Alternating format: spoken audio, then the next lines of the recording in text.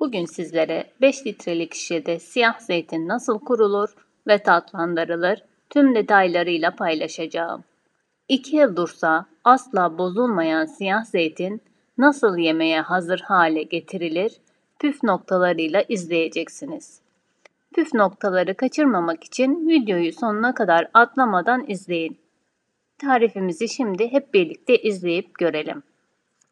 Benim 6 kilo siyah zeytinim var. Siyah zeytinlerimi güzelce yıkayıp çürüklerini ayıkladım. Çürük olması zeytinin tadını kötü yapar ve zeytinin oluşumunu geciktirir. O yüzden çürüklerini tek tek ayıklıyorum. Yıkadığım zeytinlerimi güzelce kuruttuktan sonra şöyle elimde 5 litrelik şişeler var. Şişelere dolduruyorum. Tarifimi hangi şehirden ve ülkeden izliyorsunuz? Yorum kısmına yazın lütfen. Sizleri tanımak beni mutlu eder. Bidonlarımı tam ağzına kadar değil, biraz aşağıda bırakarak dolduruyorum. Birazdan sizler de göreceksiniz. Doldurma aşaması biraz zaman alıyor fakat daha sonrası çok kolay bir şekilde zeytinlerimizi kurabiliyor ve sallayabiliyoruz. Açıklama kısmına da zeytinin kurulum aşaması ile ilgili bütün püf noktaları yazıyorum. Oradan da bakarak zeytinlerinizi kolayca kurabilirsiniz. Tarifimi buraya kadar izlediyseniz eğer bir beğeni bırakmayı unutmayın lütfen. Bidonlarımın ikisini de dolduruyorum. Dediğim gibi zeytinleri tam ağzına kadar doldurmuyorum. Boğaz kısmında kalacak şekilde dolduruyorum. Bunu özellikle bu şekilde yapıyorum ki sallaması daha kolay olsun ve içerisindeki tuz ile zeytinler iyice birbirine karışsın. 2 bidonu da doldurduktan sonra yapmamız gereken sadece üzerine tuz koymak. Salamuralık tuz kullanıyorum, iri tuz yani. Kesinlikle sofralık ve yemeklik tuz kullanmıyoruz. Salamuralık tuz kullanıyoruz. Her ikisi için de 5 kiloluk şişenin üzerine 1 çay bardağı kadar salamura iri tuz kullanıyorum. Başka hiçbir şeye gerek olmadan sadece tuz ile nefis siyah zeytinler yapıyoruz. Bidonlarımın ikisini de doldurdum. Gördüğünüz gibi ağız kısmına gelecek şekilde boşlukta bıraktım. Tam doldurmadım. Şimdi şişelerin üzerine bir huni yerleştiriyorum ve tuzumu üzerine boşaltıyorum. Verdiğim ölçü tam ölçüdür. 6 kiloluk zeytinden bu şekilde 2 bidon doldurabilirsiniz. Evet, üzerlerine birer çay bardağı tuz koyduktan sonra şimdi ağız kısmını sıkı bir şekilde kapatacağım. Sadece tuz ile yapılan nefis bir zeytin tarifi. Sizler de mutlaka bu tarifi evlerinizde deneyin. Yapımı da oldukça basit. Sadece tuz ile tatlandırdıktan sonra içerisindeki acı suyu çıkacak ve ortaya çok güzel ev yapımı zeytinler yapmış olacağız. Şimdi şişelerimin ağzını sıkı bir şekilde kapatıyorum. Ve masanın tezgahın üzerine yan yatacak şekilde bırakarak tuzun ve zeytinin birbirine tamamen karışmasını ve homojen bir kıvam almasını sağlıyorum. Bu yöntemle zeytinlerimiz 2 veya 3 ay içerisinde hazır oluyor. Zeytinlerimi güzelce ileri geri yaparak sallıyorum. Gördüğünüz gibi içerisinde tamamen su yok. Kuru bir zeytin, sadece bir çay bardağı tuzla tatlanacak ve acı suyu çıkacak. Gün gün aşamalarını da birazdan sizlere göstereceğim. Evet, daha birinci günüm. Gördüğünüz gibi henüz sulanmamış, tuzu da erimeye başlamamış. Günlük olarak bu işlemi her gün yapıyorum. Eğer bu işlemi her gün yaparsanız zeytinin acı suyu daha çabuk akar ve sulanır. İçerisindeki tuzlar hala duruyor. Birkaç gün sonra tuz yavaş yavaş eriyecek ve zeytinlerim sulanacak. Zeytinlerimi bu şekilde sallıyorum. Yaklaşık 3 gün sonra hafif hafif sulanmaya ve tuz erimeye başlayacak. Şimdi sizlere birinci günümden 3. günüme kadar son olarak da 10. günün sonraki halini göstereceğim. Aşama aşama sizlere de oluşumunu bu şekilde göstermek istedim. Evet, 2 bidonumu da tezgahın üzerine bu şekilde sallayarak tuz ile zeytinin tamamen birbirine karışmasını sağlıyorum. Yapımı oldukça pratik. Evde herkes kendi zeytinini yapabilir. Sadece bekleme süresi biraz uzun. Zeytinin acı suyunun tamamen çıkması için biraz uzun sürse de sonunda çok lezzetli ev yapımı siyah zeytin yapmış oluyoruz. Sizler de bu yöntemle zeytinlerinizi yapın.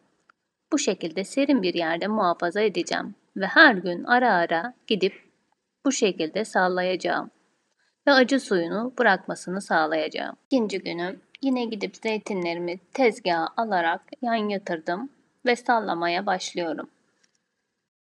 Kanalımdaki tariflerin hepsi denenmiş ve birebir malzeme listesi yayınlanmıştır. Sizler de gönül rahatlığıyla tariflerimi deneyebilirsiniz. Evde siyah zeytin yapımı hakkında sorularınız ve önerileriniz varsa yorumlarda bizimle paylaşabilirsiniz.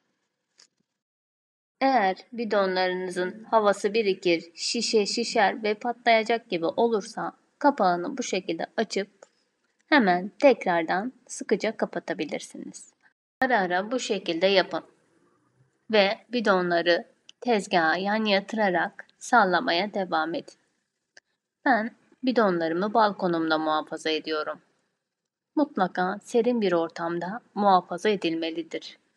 Ve ara ara yine bu şekilde sallayarak 2-3 ay bu şekilde beklemesi gerekiyor.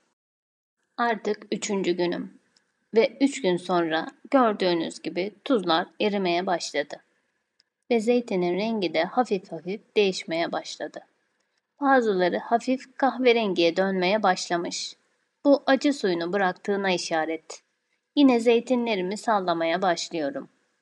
Bu işlem çok önemli. Sizler de mutlaka yapın. Sallama yöntemiyle siyah zeytin kurmak isteyenler de bu yöntemi kullanabilirler. Salamura zeytin kurmak isteyenler de hepsi bu yöntem içerisinde yer almaktadır. Kanalıma henüz abone değilseniz ücretsiz abone olabilirsiniz. Gördüğünüz gibi zeytinler sulanınca hafif hafif kendini çekiyor ve büzüşüyorlar. Tamamen zeytinler suyunu bırakana kadar zeytinlerimizi sallamaya devam edeceğiz. 2 veya 3 ay sonra artık güzelce tatlandırıp afiyetle tüketebilirsiniz. Gördüğünüz gibi 10. günündeki halini gösteriyorum sizlere. Dediğim gibi ben zeytinlerimi yıllardır kendim kurarım. Zeytinlerimde de herhangi bir küflenme ve bozulma şimdiye kadar olmadı. Birebir ölçülerle yaptığım zeytin tariflerimi herkes kolaylıkla kendi evlerinde deneyebilir. Kanalımda da yeşil zeytin, kırma zeytin, çizik zeytin, siyah zeytin, bütün zeytin tarifleri yer almaktadır. İstediğiniz zeytini istediğiniz tarife bakarak yapabilirsiniz. Videonun dibinde görüyorsunuz biraz suyunu salmış, suyu hafifçe birikmiş. Bu demek oluyor ki zeytinim yavaş yavaş olmaya başlıyor. Hemen sizlere şöyle yakından göstermek istiyorum. Rengini de görüyorsunuz. Normalde ilk yaptığımda simsiyahtılar. Şimdi hafif hafif açık kahverengiye dönmeye başlamış. Gördüğünüz gibi dibindeki acı suyu birazcık da var. Daha da sulanmaya başlayacak. Eğer yine havası birikirse, şişer gibi olursa kapağını ara ara açarak tekrar sıkıca kapatın. Bu işlemi, sallama işlemini ara ara yapın. 2-3 ay sonra da artık kullanacağınız kadar zeytini alıp kalan zeytini tuzlu suda bırakıp ve üzerinden aldığınız zeytini de güzelce yıkadıktan sonra yağla, limonla nasıl seviyorsanız artık o şekilde soslayıp afiyetle tüketebilirsiniz. İlk defa zeytin yapacaklar için tek tek gösteriyorum. Eğer zeytin tarifimi beğendiyseniz sevdiklerinizle tarifimi paylaşabilirsiniz.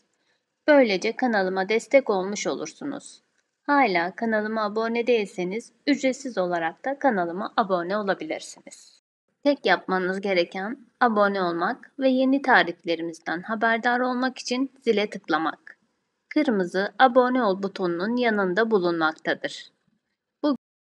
Sizlere siyah zeytin 5 litrelik şişede nasıl kurulur? Bu videoda aşama aşama anlattım. Tatlandırma aşamasında birazdan göstereceğim. Dediğim gibi bu şekilde yaklaşık 2 ay, maksimum 3 ay bu şekilde zeytinlerinizi bekletin. Küflenme falan hiçbir şey olmaz. Gidip sadece ara ara sallamanız gerekiyor. Bir de serin bir yerde muhafaza edin. İsterseniz 1-2 ay sonra kapağını açıp içerisinden bir tane alıp tadına bakın. Acısının çıkıp çıkmadığını bu şekilde de anlayabilirsiniz.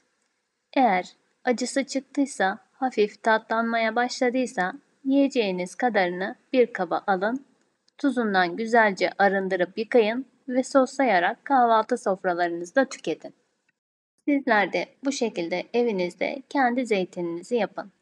Umarım sizler için faydalı bir video olmuştur. Diğer zeytin tariflerimi de kanalımdan göz atıp izlemenizi isterim.